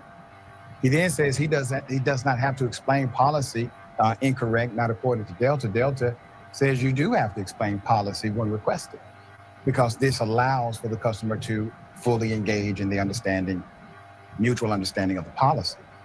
There's more. Here it is. With millions watching and many people benefiting from this program called Indisputable, we just need 1% of the viewers to become a paid member so we can continue to bring this content to you. Now back to the show. Stewardess. The hat is in my lap. Tell me. You asked me to take the hat off. The hat's in my lap. Tell me it's off for the entire flight. The hat's in my lap. 1001, 1002. I got 6 kids. I raised 10 kids. I know better. The hat, I'm not a child, sir. The hat is in my lap. So you agree not to wear it or post that hat the entire flight. Is that correct? Post the hat, wait, the hat's in my lap. And you're past. You asked me to take the hat off. The hat's in my lap. We have an agreement. The hat's in my lap. Okay, I can go up, make a phone call, and have a nice day. You can go to American or somebody else. The hat is in my lap. I need your word. Your word for what? Sir, you playing games. The hat's in my lap. You asked me to take it off. I took it off. I don't want to have you wear it airborne and have a problem with it. But who's going to put it back on? The hat's in my lap. You will. You don't, what do you know me from? Who will put that back on? Because you didn't give me your word. Okay, I said enough. You know what? You didn't give me your word. You give it to a flight attendant, and I'll just go and have the red coats come down and TSA come down. Because we're not going to do it. Do what? The hat is in my lap. I want your word. What are you talking about? What is happening right now? I want you to tell me you're not going to wear it the entire flight. My. I don't know how I missed this back when it happened. It wasn't that long ago, but it's part of the tapestry that we have seen recently, in particular, on airlines. Put them up full mass here. I got the background. All right. Great reporting by Atlanta Black Star. A resurfaced video that was recently reposted and reshared thousands of times showing a Delta Airlines pilot confronting a female passenger and demanding she remove a hat with profanity written on it. The video, originally posted in 2020, shows the pilot approaching a seated passenger, telling her that her hat is not allowed on the flight because of the vulgar language. He demands that she keep it off her head for the entirety of the flight or risk being escorted from the plane. Quote, please tell me where that's posted. How could I have known that? End quote. Quote, I'm the captain of the airplane. That's where it's posted. Delta has guidelines and I don't have to explain them to you. The pilot tells the woman, you can take it off or you can leave the airplane. It is inappropriate. And I'm not going to take vulgar language on the flight. He adds, referencing the baseball style cap in the woman's possession with the word F on it. Pilot asks, do you understand? Yeah, I heard you, sir. The woman replies. The woman complies and removes the hat, but the Delta pilot continues to question whether she understands his directive. You got it? The pilot says with his finger pointed at the woman. Don't point your finger at us, the woman states. Okay, so which is it? Tell me now. The captain responds. Tell you what? The hat is off. There's nothing to tell you, the woman answers back. And here's the part that shows you, shows me, shows the world, he is talking to her like a child. He says, she says, the hat is right in my lap, okay? Right here in my lap, she adds, pointing the camera down so that there's verification. This is where the hat is. It's off my head. Tell me it's off for the entire flight. Now you want her to do something else, okay? The pilot asks. Then he says, I got 6 kids. I raised 10 kids. I know better. He patronizes. She says, I'm not a child, sir. The hat is in my lap. A part of the video showing only 1 minute of the interaction was recently reposted to X and TikTok. It ends obviously by the pilot continuing to question the individual. The longer videos of the interaction show the pilot threatening to call TSA to remove the woman unless she promises not to put the hat back on. It's unclear whether she was penalized or removed from the plane.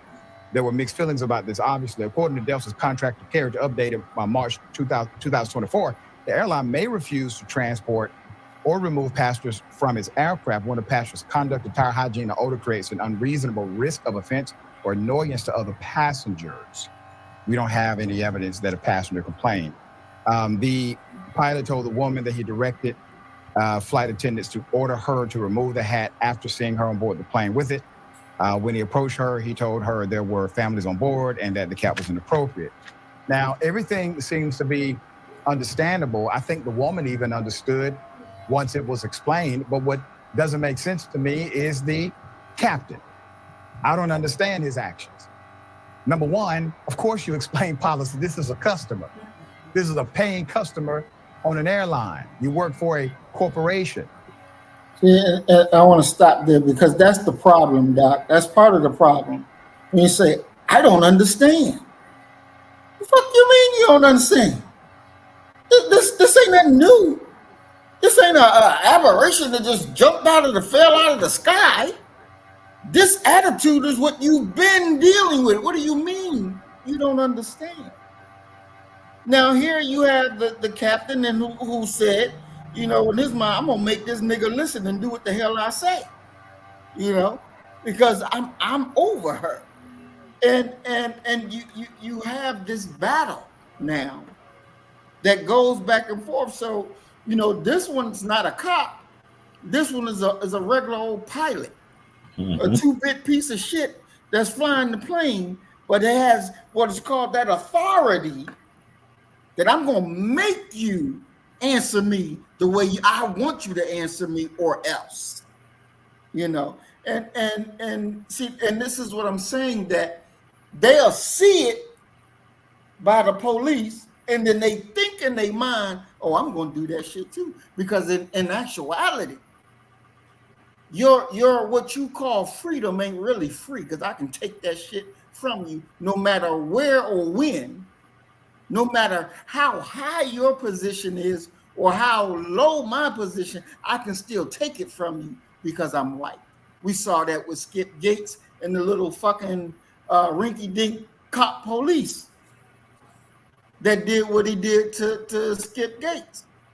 So this attitude that they walk in is pervasive, and it runs through them. And we can't defeat this attitude with a thinking of, I don't know where this comes from. I don't understand what this is about. Fuck you mean, nigga? Well, you been here. What you say, Doc? Well, see, I disagree with you linking up the idea of them seeing what officers are doing, and then it, expanding and covering them all. And the reason I disagree with it is because all of this stuff is coming from the same position, and that position is a position of white world superiority. If you didn't have any police body cams going on right now, this so-called airline pilot would have behaved in the exact same way. They are raised to be this way, and they're from, I would argue, almost from the very beginning, that they're being taught not only directly through socialization, but oftentimes through the absence of even the Black presence. Raised in some of these small lily white towns, raised in these lily white suburban areas where Black folk are just not, there.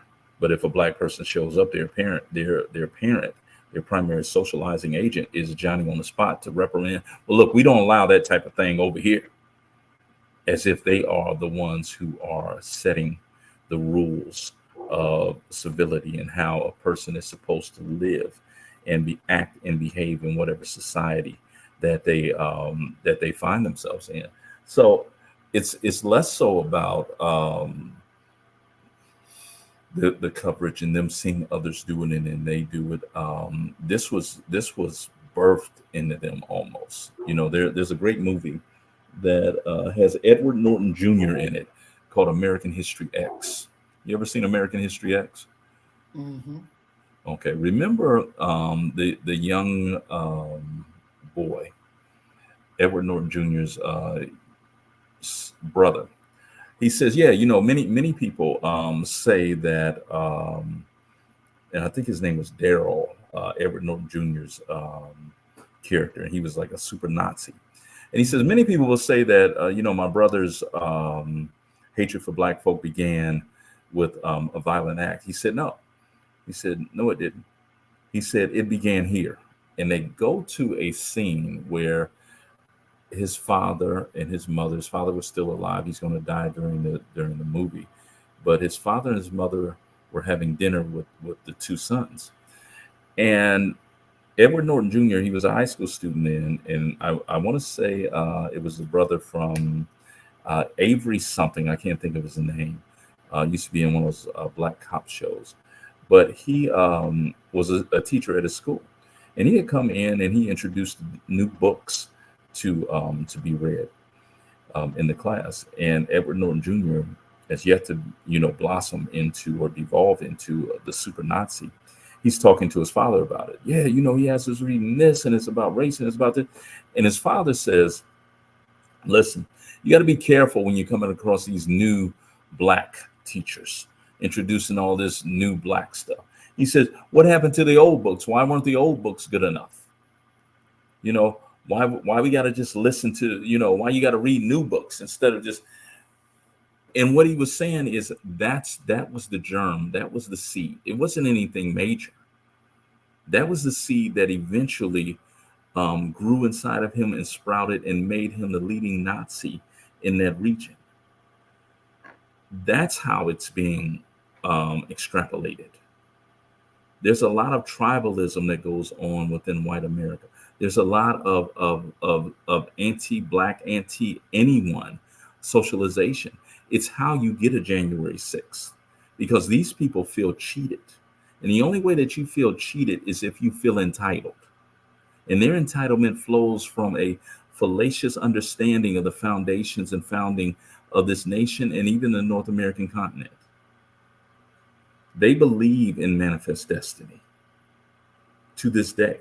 They believe that God has ordained them to civilize everyone else. And what you're supposed to be civilized into is viewing the world the same way we do. And the way we see this world is actually through a white is right and always on top position.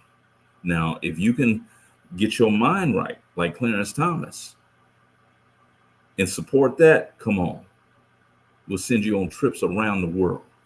Look at what we can do with your life if you just serve us. But if you choose to behave in a manner that contradicts that or objects to that, see what we got waiting for you. Because we got buildings where we will come in and we will take your black ass away, as we saw with that grandfather, rough your ass up and lock you away for 30 years. It's no different than what South Africa was doing during the apartheid regime. It's the same thing.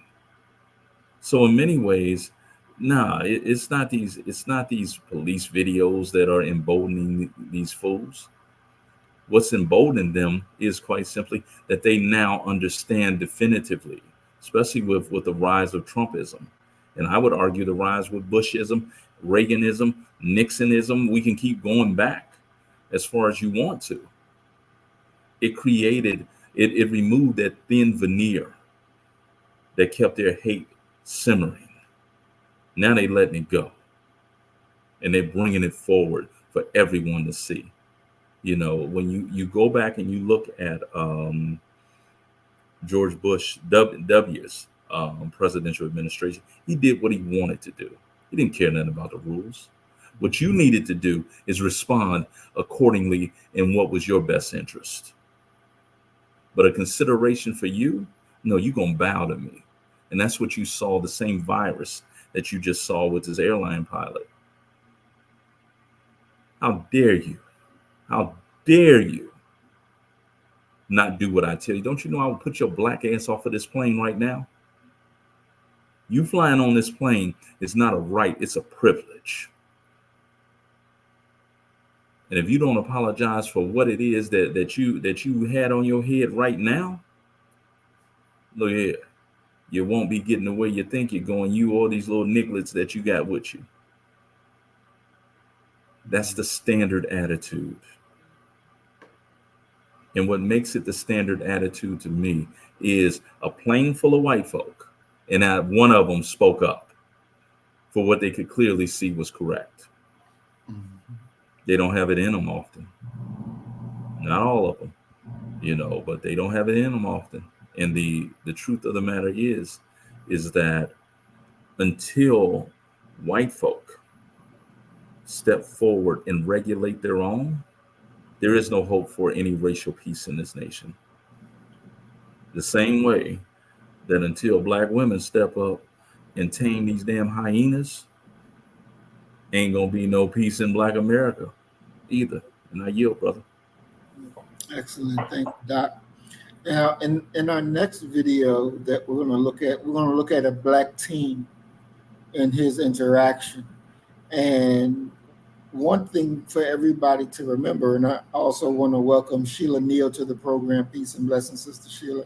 We're glad that you're with us today. That you look at and understand that this virus, disease, whatever you want to call it, their nature, what it is who they are. It's in them old, young, doesn't matter. It's in them rich, poor, it doesn't matter. But like they said, violence is contagious. And so they said they wanted to stop when the school shootings go on, stop putting it out there like that. Stop putting the picture of the shooter up there. Stop putting the picture of the schools up there, because it will spur in them more of the killings. Copycat crimes. Exactly. It's contagious. So if seeing white children go kill other children is contagious, that make more of them get along and say, okay, yeah, let me go do it next. Let me go do it next. Then them seeing this white authority dominating black people is also contagious. You did that nigga like, oh, I wait till I get to that nigga. I'm gonna do me a nigga like that. And we have to be aware. And that's why I said that the mindset that we gotta have when we walk out that door. Because you never know the day that you're gonna meet one of these situations. And you can't be caught flat-footed. Because whenever we're caught flat-footed, we come up on the losing end of the stick. Now let us go. And I have questions, as I'm sure many of you will. And check out this video dealing with our children. Let's see. Police do too. And then consider what, as I'm sure many of you will. And the police do too. And then consider where it happened. An 11-year-old allegedly sat on, imagine here, 15-year-old friend while he drowned in a pond. Nobody helped. Killed 6 children in Columbus, Georgia. The youngest of whom is just 9 years old, have been charged in connection with the drowning death of their friend, 15-year-old Zamir Green, on the left, whose body was discovered last month floating in a retention pond.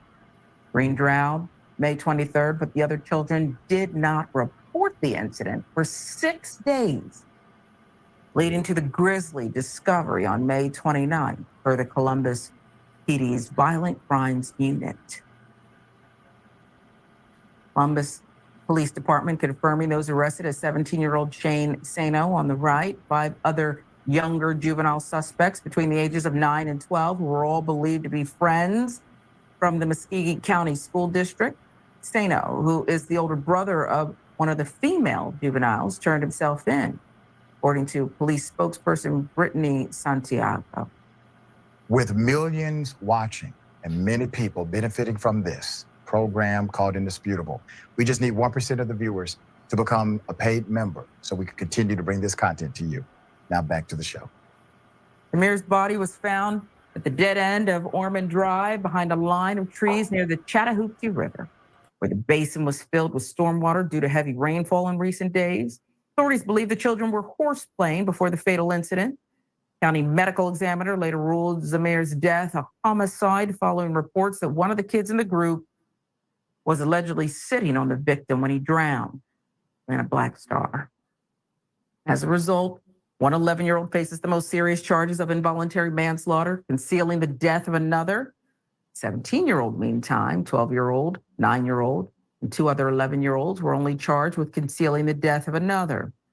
Everyone in the group witnessed Amir's death, but said nothing to anyone about it, police said. And a Black Star with the details. The 11-year-old prime suspect was arrested June 13th, taken to the Regional Youth Detention Center where he was still being held.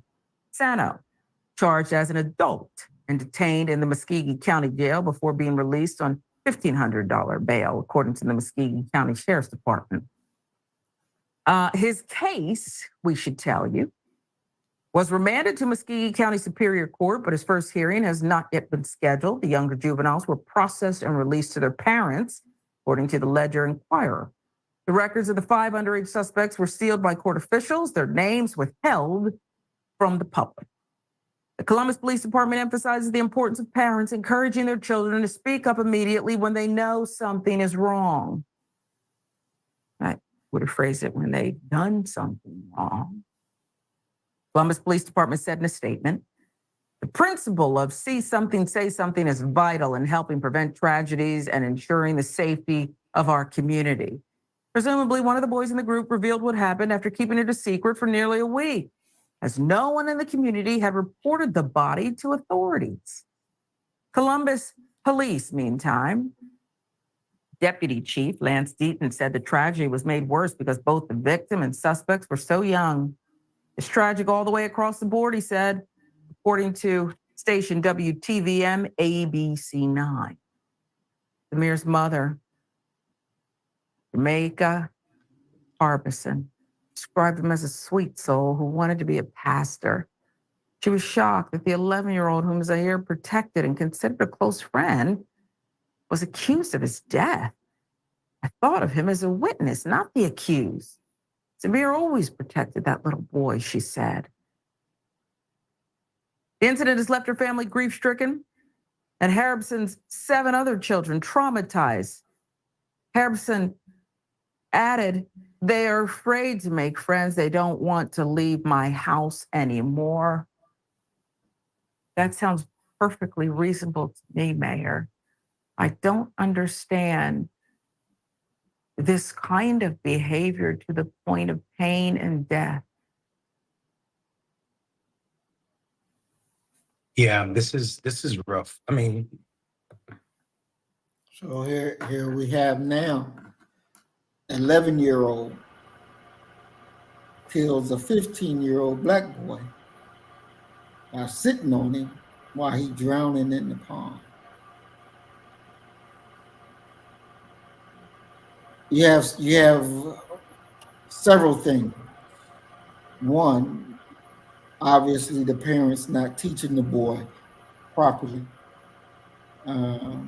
You know, for me, I when my children were babies, I taught them straight up the white man is the devil. They not your friend. You know, that's we don't walk like that. You got to understand the lay of the land. This child didn't understand that, didn't know nothing about that. When a child that's 11 kills another child, you got great problems there. Great problems.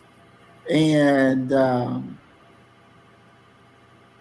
that fix is nowhere in America to fix that 11-year-old murderer.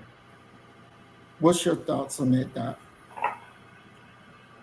You know, man, that's it once again points us back to the idea that the most significant problem within America, and I'm talking about from, you know, as Big Daddy Kane would say, 8 to 80, blind, crippled, and crazy, is a soul problem, a absence of humanity problem.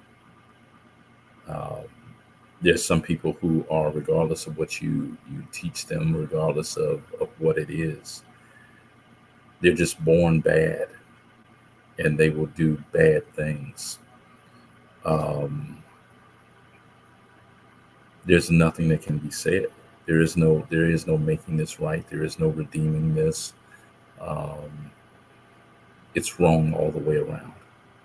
And it's for those of us who still have our humanity in touch, we have to realize that quite simply, our brother Tupac Amaru Shakur may have been correct when he says You know, we're living in hell.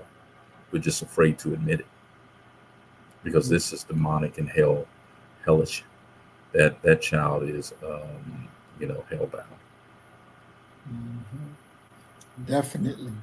And you know, it's something that has to be understood that we can't raise our children absent of teaching them about race. You don't have that luxury.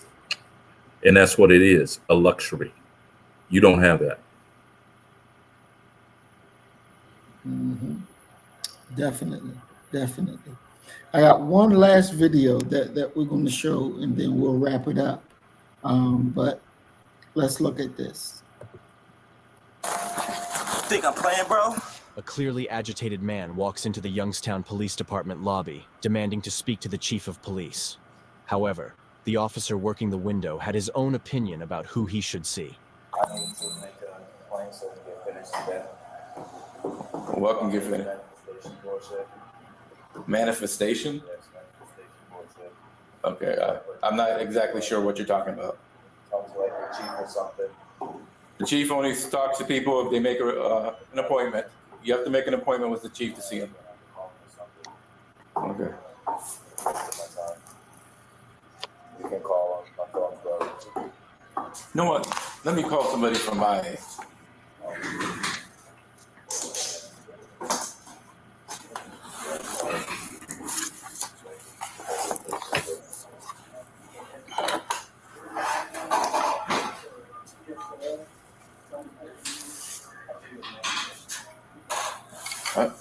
She's not in her office.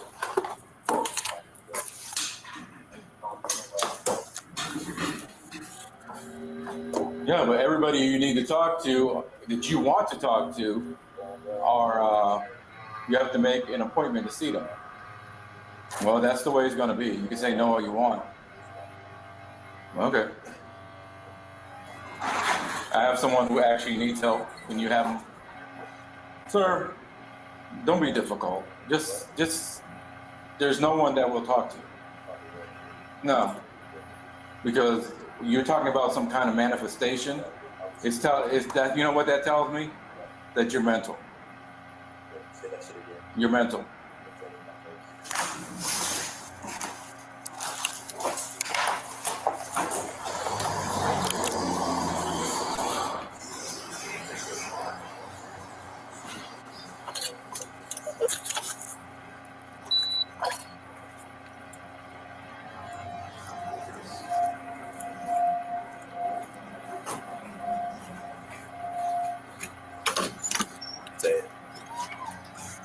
You have to leave now, sir. Or what? You have to leave now, sir. Call someone right the... I'm not calling anyone. Yeah, you have to leave. Why? Leave. Make me leave. Leave. Make me leave. Make you leave? Yeah. Make me leave. Make sure this is on. You have to leave, sir. Make me leave. Say that shit again. You called me. Say that shit again. You're mental.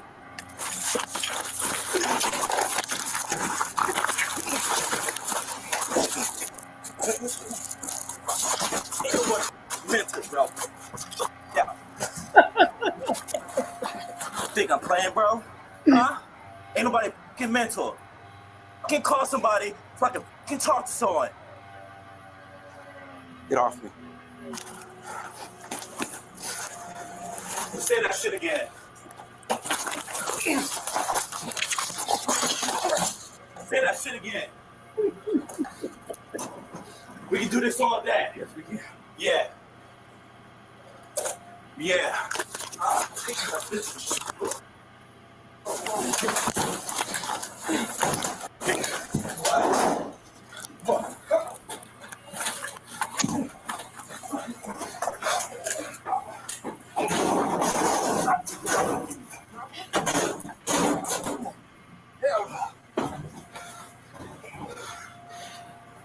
Bullshit.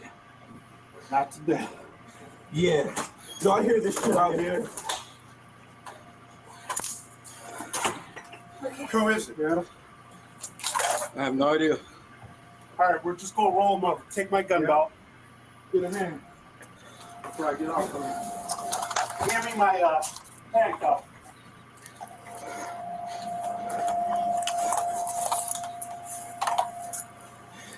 You're getting press charges on Facebook. All right. You gotta roll on your stomach, bud. Roll over, my man. Roll over. Off me, man. Get off. I'm gonna roll over. There you go. Hey, give me that.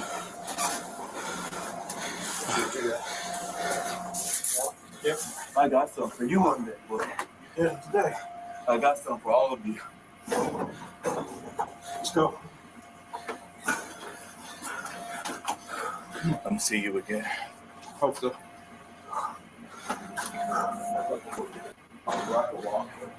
Yeah. Thank you. Now, that brother, he was about his business. He told the police, come say it to my face. Police was nervous to say it to his face. The police, when he got there, was afraid to say it to his face. He realized, this boy ain't scared of me. He realized that. And you can hear the nervousness in the way that he talked. And the brother backed up what he had to say. Now, he could have hurt that police officer. But obviously, he wasn't there to hurt him, but to show him, you got the wrong one. This ain't going to go that way. Now, of course, for me, I applaud the brother. I like the brother. And, you know, but this thing wasn't put on the nightly news so everybody could see. And I'm quite sure more of these are taking place, but it's not put on the nightly news so that everyone can see. There was a brother in Detroit who went into the police station and started shooting up the police in the police station.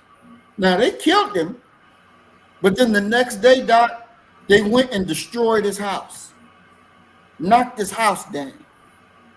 Why did they have to knock the man's house down? You already took his life. They wanted to wipe away the memory that he ever existed. What's your thoughts, Doc? Well, you know, my thoughts don't diverge from yours, but the truth of the matter is that millions of people on the face of this planet Earth have lost their lives solely because of a disagreement between men. You know, when you go back and you look at the war that George W. Bush got us involved in, when he was finally pinned down and they asked him why he sent his troops to war, he said, because they tried to kill my daddy. Exactly. Okay, a simple disagreement amongst men. Men are making these laws. Men are making these decisions. Men are, in many ways, defining what reality actually is. And so, when you're talking about reinforcing and letting someone know, you know, what your place is, and if you get out of that place, this is going to be the retribution. There is probably no more reverberating act than to erase you from the face of the planet Earth. You know, look at what quote unquote white folk did to the indigenous population here. You know, they didn't completely wipe them off, not all of them, but they put them on reservations and told them this is your place and you will stay here. You're talking about an individual, a population that, and Malcolm said this, he said, when a white man joins your organization, he ain't joining to be no foot soldiers. He joining to be the boss, and he will let you know that he is boss. And now you have a generation of individuals who are questioning that and attacking them. My issue and concern is not with the strident forthrightness that this brother operated.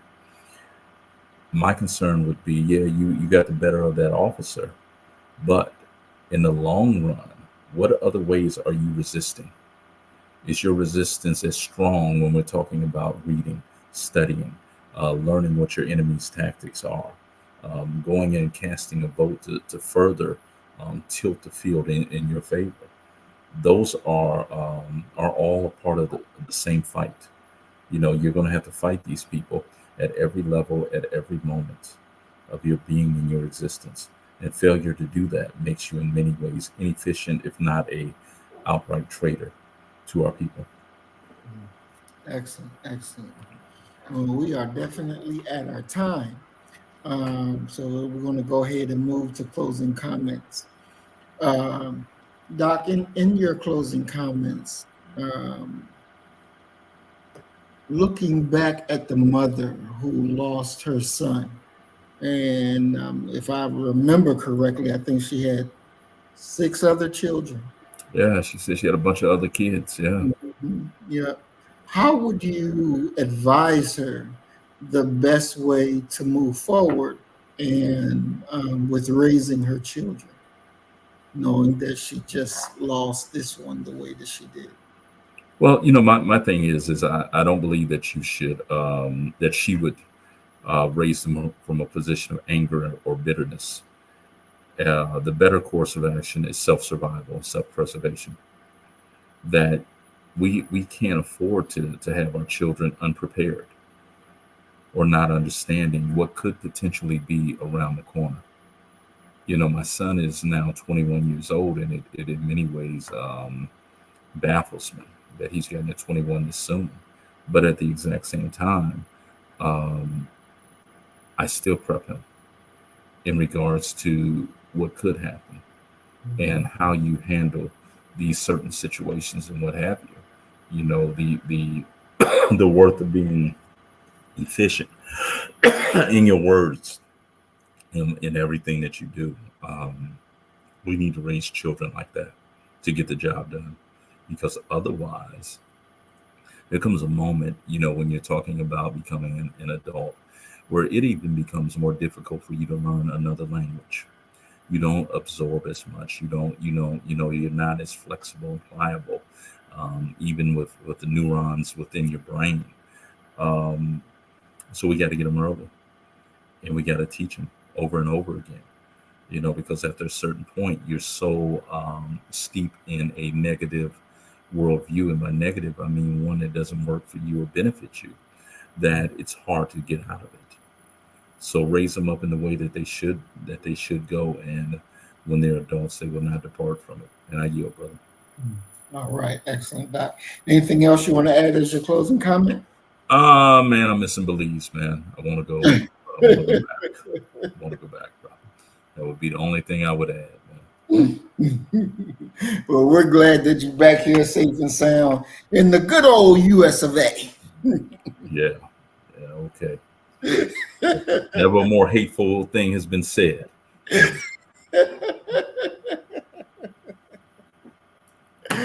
Oh, that's all good. Did you happen to catch Colorado's game last night?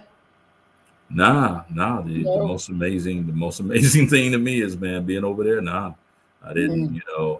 I'm already not really plugged into a lot of things. I was reading something earlier about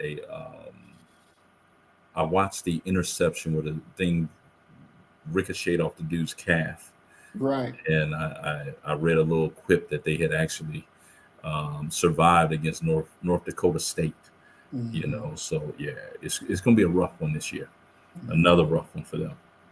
Another rough one. Yeah. Hopefully they'll get more wins under their belt this time. Offense looked pretty sharp. Offense looked pretty sharp. Defense still need a little work. That line still need a little work. They were playing North Dakota State University, bro. That ain't even a major Power 5 school. They tough though. They've upset a lot of people.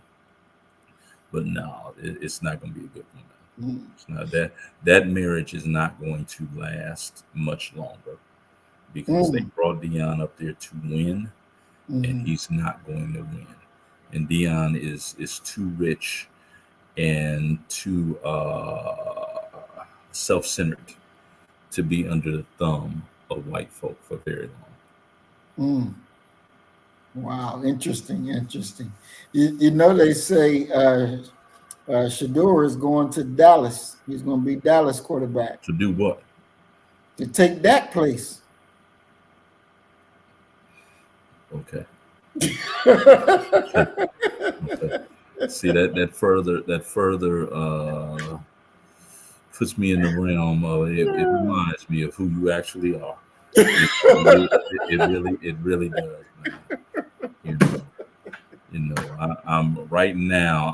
I'm really hoping that my boy Troy Aikman has recovered as much from them, from them concussions that he had retired from, that we can get his ass back under there. Dak ain't worth a damn. I'm on $55 million for what? To lose again and again and again? Come on, man. Come on.